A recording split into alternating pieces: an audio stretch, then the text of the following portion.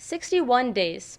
That's how long it took Christopher Columbus to reach the Bahamas in 1492. Today, someone can hop on a plane and can get from Europe to the Americas in a little over 7 hours. 10 days. That's how long it took mail to travel in the United States in the 1860s via the Pony Express, an American mail service. Today, I can send an email and it can reach its recipient within a fraction of a second. It's clear that we live in a highly globalized society. And in our society, people need to be able to understand diverse perspectives and quickly analyze information coming to them from different sources. In our interconnected world, we need citizens to be culturally informed, critical thinkers, ready to take on the challenges of the 21st century with a global perspective. And that starts with improved geography education through elementary, middle, and high school. Geography is defined as the study of Earth and the forces that shape it. It has a number of different branches, with the two major ones being human and physical. Human geography can then be divided into branches like medical geography, which is the study of the geographic distribution of diseases, or economic geography, which involves the distribution of goods and wealth. There are so many fields of geography available to explore within human geography. There's also physical geography, which includes fields like biogeography, the study of plant and animal life and processes, or climatology, the study of long-term weather and its effects on life. As you can see, both human and physical geography are such diverse subjects, and geography includes even more than just the fields I have mentioned thus far. Growing up, I enjoyed exploring geography, especially other cultures and places of the world. In my free time, I would examine maps and globes, envisioning the lives of people in faraway lands. With the geography teacher grandmother, I received a steady supply of geography books that I pored over intently. Additionally, my family has had the opportunity to travel, both within and outside of the country, increasing my awareness of geography. I was also able to learn about the subject through the National Geographic Bee. I remember in 4th grade I was in the championship round. My competitor and I were tied in our number of points, but she answered the final question correctly, winning the contest. While a little upset, I was mostly delighted at being crowned runner-up in my 4th grade year. My passion for learning about geography grew and inspired me to learn more. However, the social studies curriculum in my schools included a very limited amount of geography instruction. It consisted of 4 subjects: history, economics, civics, and geography, the last of which received the least emphasis. This was not specific to my school, but a similar phenomenon can be observed all across the United States.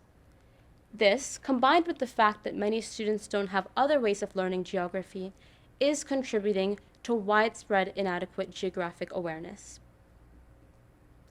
The advantages of a geography education are clear. First of all, effectively teaching geography has been shown to increase students' critical thinking and reasoning skills. The AP Human Geography course, for instance, accomplishes this goal by teaching students to understand and analyze different sources of geographic information, whether it be maps, charts, graphs, or more. Students are not just taught to view the information, but to truly examine it, looking for comparisons and connections. Critical thinking is a highly useful skill, regardless of what field each student chooses to pursue. Secondly, geography is the foundation upon which topics in other subjects, especially history and economics, rest on.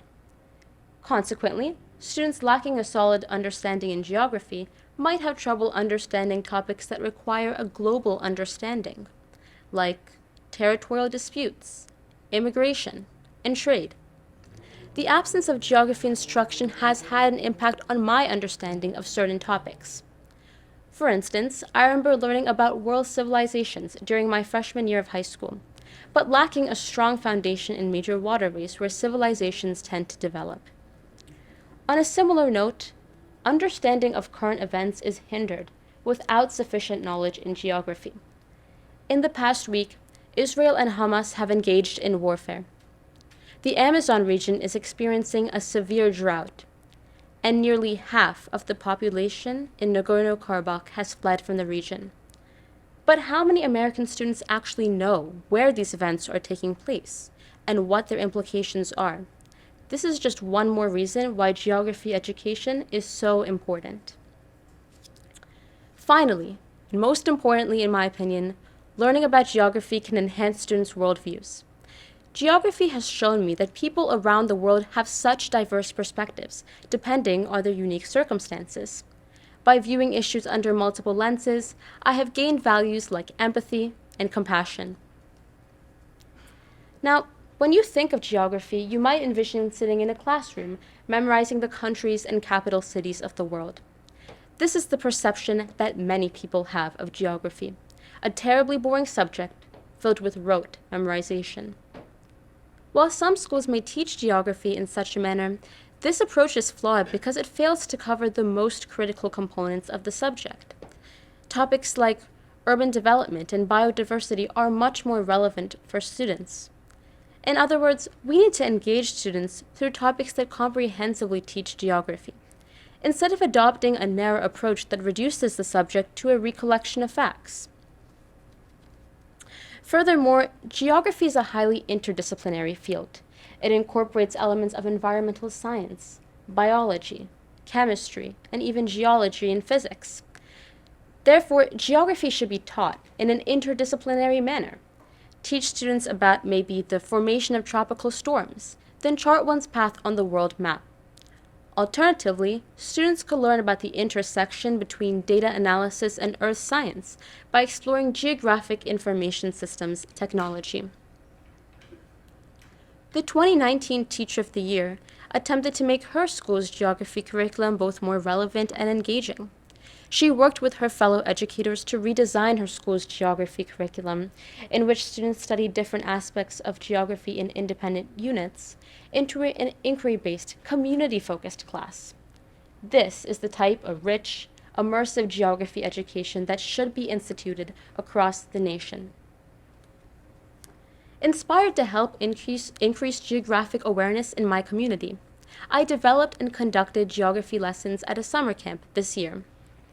The students I taught were mostly in grades 5 through 8, and many of them came from low-income families in the Wilmington area. Over the course of the summer, they learned about geography in what I hope was a fun and engaging way, covering topics like latitude and longitude and the celebration of Lunar New Year in China. I also emphasized current issues like deforestation in the Amazon rainforest and coral bleaching in the Great Barrier Reef.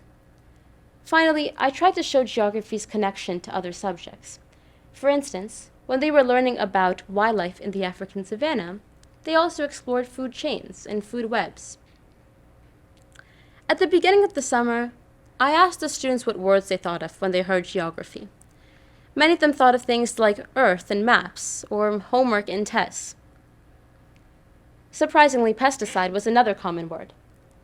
But by the end of the summer, they had developed a much broader perception of what geography is and can be. I surveyed the students about their thoughts, and many reported an increased interest in geography, with one student stating, "I used to think it was hard and boring, but now I think it's quite interesting." If students could learn so much in just 8 sessions, imagine what they could be exposed to if geography education was given the attention it deserves. There are many things you can do to get involved in the fight for heightened geography education.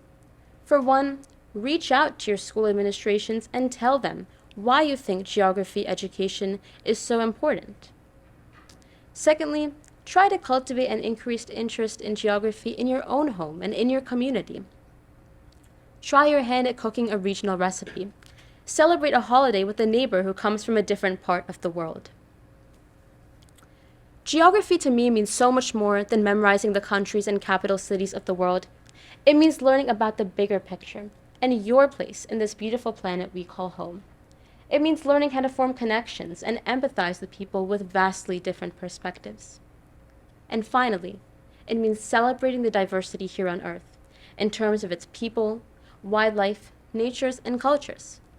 It's time to give geography education the importance and recognition it deserves, so that students, and by extension, the wider community, can thrive. Thank you.